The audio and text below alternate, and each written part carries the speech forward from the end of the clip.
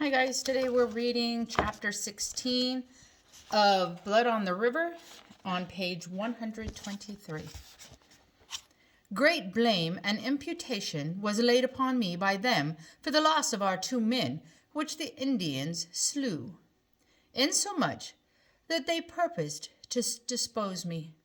Captain John Smith, a true relation. It is either Richard or God in his mercy who trips me. I sprawl on the ground, my face in the dirt. Grab him, Master Archer orders. Run, Richard cries. But before I could scramble to my feet, Reverend Hunt lifts me by one arm and holds me fast. He is a boy, he says slowly and firmly to Master Archer. Leave him be. I will deal with him. Master Archer wipes his bloody hand with his handkerchief. He gives me one last disgusted look, then turns to go. Reverend Hunt drags me with him to the chapel. Richard follows. I'm sorry, Reverend Hunt, I say as I struggle to keep up with his long strides. He is gripping my arms so tightly, it hurts. He is focusing his anger, and most of that focus is going into my arm. He plops me down on a long bench in the chapel. Do not leave until you have prayed long and hard. Pray to curb your temper. Pray for humility. You will need that desperately if you become the servant of one of the gentlemen. I hop to my feet. I will not serve one of those men. They are criminals. Then I realize what he is saying. He is assuming that at sunup, Captain Smith will be hanged and I will become another man's servant. Are you just going to let them kill him? I cry. Reverend Hunt rubs his temples. I have no authority here, he says quietly. I shake my head and sink back into the log. Richard sits next to me. I had always assumed that Reverend Hunt held the highest authority, the authority of God. Then can you pray for another miracle, Reverend? Richard asks. Reverend Hunt looks up at him, his eyes bright for a moment. He nods. Yes, he says, I will. The 3 of us are quiet, lost in our own prayers. I pray to learn to curb my anger, but I do not ask for the humility to serve a new master. When we leave the chapel, we find the soldiers and the laborers gathered at the cook fire. They are talking in hushed tones, their eyes shifting. We draw closer and hear their plan. There are 12 gentlemen and over 20 of us.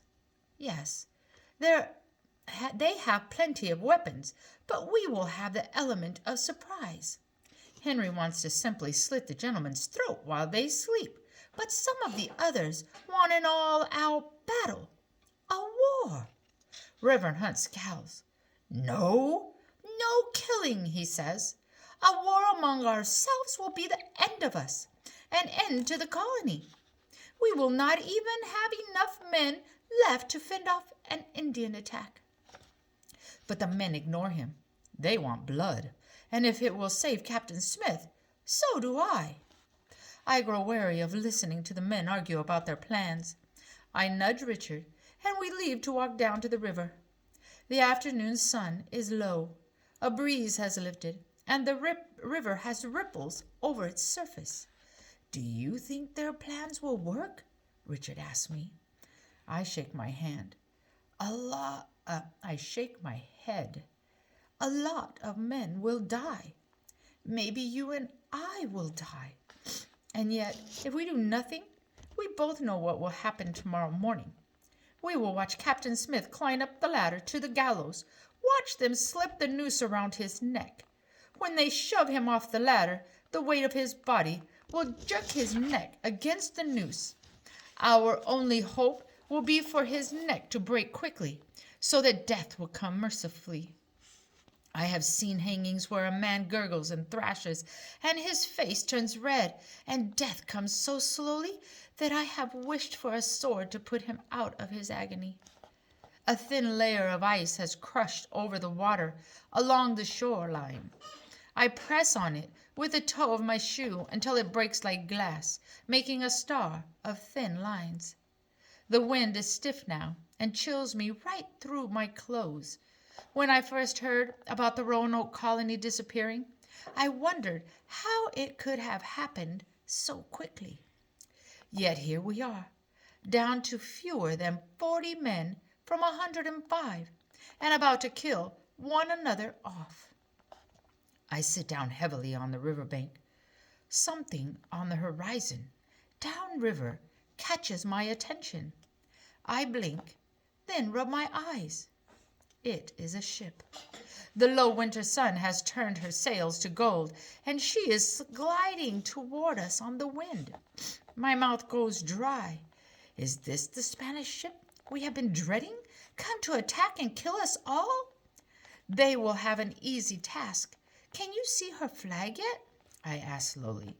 Not yet, says Richard. His eyes are on the approaching ship as well. A vulture circles overhead. Then I see it, the sun catching it just right to show us the blue, white, and red.